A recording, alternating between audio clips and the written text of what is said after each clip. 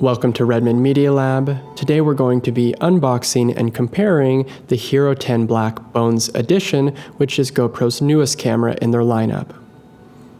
Looking at what's in the box, we have an accessory package, mount adapter, and the camera wrapped in white paper. Looking closer at the camera, you're going to immediately recognize a Hero 10 that's been slimmed down with the front and back screens removed. The battery, heatsink, and GPS is also removed off the camera to get the weight much lower, making it advantageous for FPV drone users. But removing those parts does come at a cost because the camera isn't waterproof or dustproof anymore. It has reduced durability, and without a front or back screen, you'll need to use the Gopro app to get full features out of the camera. Let's try to answer the big question, which is whether or not you should buy it. Going back to that accessory package puts everything on the table that the GoPro comes with. For $399 with the GoPro subscription, you're getting a camera, mount adapter, nut, wire leads, and a bolt. Maybe GoPro should have called this package bare bones. But we have to admit, once you put the camera on a drone, like this little ProTech 25, it sure does look great and well balanced, ready to fly. But how does it compare to the Hero 10s that our studio uses on our drones every day for work? First, looking at cost, the Hero 10 accessory bundle is the exact same price as the Bones at $399. So for the same cost, you're getting a full camera as well as all of the accessories and stickers. That's right, the Hero 10 Bones doesn't come with stickers. This brings us to our first reason why not to buy the Bones. There's simply better purchases out there for the price, especially considering that the normal Hero 10 is going to give you the same video quality as the Bones. It's the same exact camera and sensor. Next, let's look at the weight and ask ourselves if that alone is enough to make the purchase. Comparing apples to apples, yes, the Hero 10 Bones is much lighter than the normal GoPro Hero 10. When we weigh it, we get exactly 60 grams, which is its advertised weight. Let's see what the normal Hero 10 clocks in at. Looks like we have 119 grams, 151 once we add the battery, and then SD card just to be safe, but it doesn't make a difference. So, is that weight reduction worth the cost?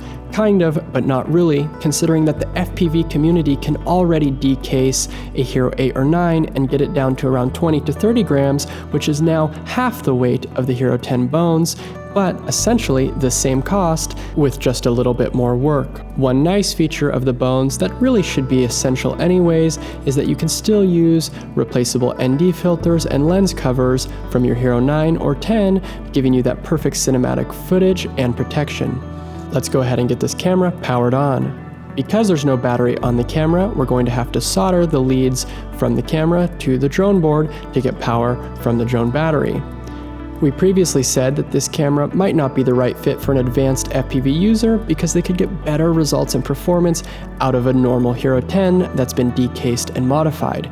On the opposite side, this camera might not be the right fit for a beginner user who's using a bind and fly or who hasn't soldered before, because they're going to have to do that work just to get their drone up and going with the camera on it. Because this camera isn't waterproof and less durable, a beginner user that's flying with it is more likely to damage and break it versus a normal GoPro Hero 10 that can take a lot of abuse and go on many drones, even after the drones have crashed and failed. Now with our soldering station set up, we're going to wire those camera leads to the 5-volt ground and camera pads on the drone board. With that done, we've got power, and now cue 3 to 4 minutes of trying to get this thing synced up to the phone. Finally, I read the instructions and saw that I had to use a QR code.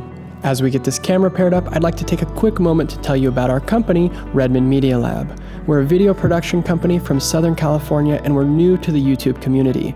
Our goal is to educate and empower people on how to best use technology to tell their stories. So if you're finding this video useful, please consider liking and subscribing, as it would really help us out. If you aren't finding any value out of this video, comment below and let us know how we can do better. So with that camera finally hooked up and successfully paired, we're getting a video feed through the GoPro app. That brings us to our final point as we get the mount on, which is unlike the normal GoPro 10, where you can control all camera functions from the back or front screens. With the Hero 10 Bones, you have to use the GoPro app on your phone to control all in-depth camera settings, such as controlling it from slow-mo to wide to cinematic.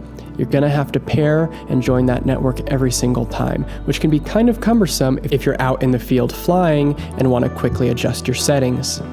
All in all, this is just our first impression on the Hero 10 Bones, so we'll keep using it for a couple of weeks to see if our opinion changes. But for now, even though we love GoPros and use them in our everyday work, we can't really recommend the Hero 10 Bones to anyone. There are just better options out there, whether for cost or performance. If you're a casual FPV pilot, stick with a normal GoPro. You'll spend more time in the air and less time working on your drone, repairing things. If you're an advanced FPV pilot, you're going to find bigger performance benefits out of custom modifications, such as decasing a normal GoPro or other weight savings efforts. Well, cheers everyone. Here's a little behind the scenes footage to see how we put this video together. Let us know what you thought in the comments below, and let us know if you'll be buying a Hero 10 Bones. Please consider subscribing to our channel and let us know what you'd like to see us cover here as we experiment with new videos and ideas in the coming months. Thanks again from Redmond Media Lab.